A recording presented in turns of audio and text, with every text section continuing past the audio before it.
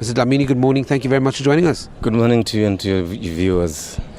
Women advancement, development of women, especially within the strategic confines of our defense systems, is such an important role. Share more on that for us.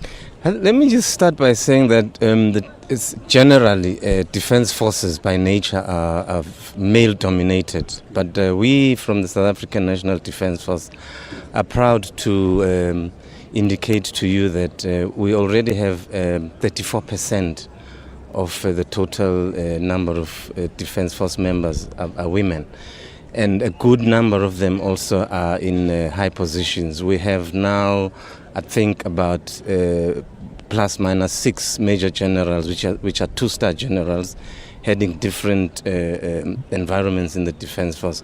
But I think I must also add that we're very proud of as the defense force that our women have actually taken part in combat. That is in our deployments in peace and security missions in the DRC and others.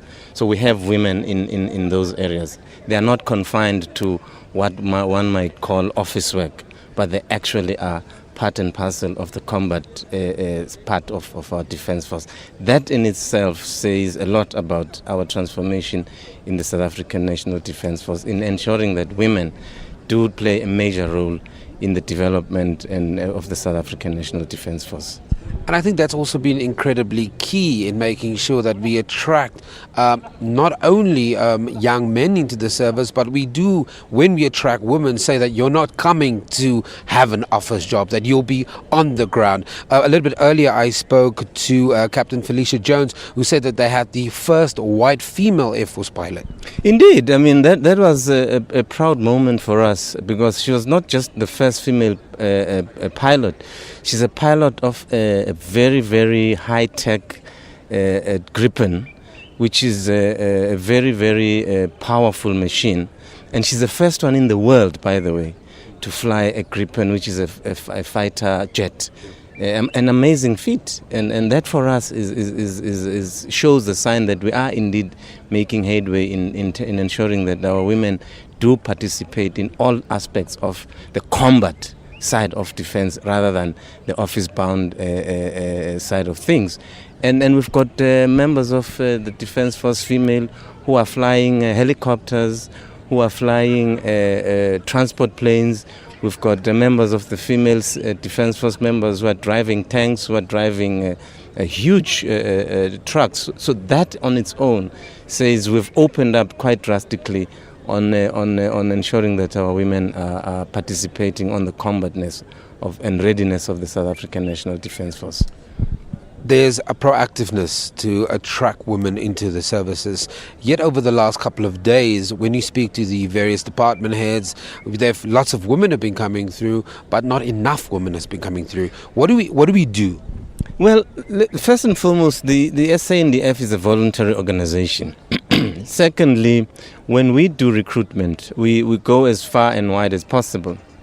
And thirdly, we encourage and ensure that women do understand and have a knowledge of what the Defense Force is about, and that it's no longer this male-dominated institution, that they themselves are human beings and they can be part and parcel of the South African National Defense Force as members of the Defense Force and not as women. Because in the Defense Force we have members, and not male or female, but members, and they are part and parcel of that program that we have.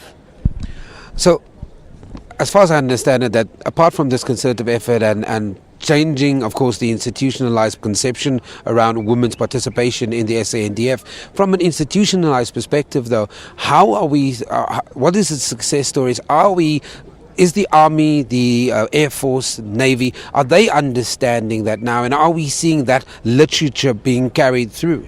Yes, indeed. Let me just quickly point out to you that the Defense Force is guided by the principles of the Constitution, and in that Constitution, there are clauses that there must be equality on gender and other, and that is directly taken up by the South African National Defence Force, which is made out of that constitution. And as we speak now, in the Defence Review 2014, which is a policy position of the defense of this country, you will see that there are chapters that speak to women in the defense force, that we must make sure that there are women in the defense force in positions of decision making. I, for one, sit with 4 or 5 women in the management team that we have, and they're senior generals. And there are 2-star generals, which is a senior position in the defense force. What number are we currently sitting at, Mr. Dlamini, and where would we like to see that number grow? I wouldn't be able, or I wouldn't be in a position to give the numbers, but I can give you the percentages, which is 34%. We're still striving to get to at least 40%, so that the defense force is fairly representative of the gender and the society that is represented by the country itself.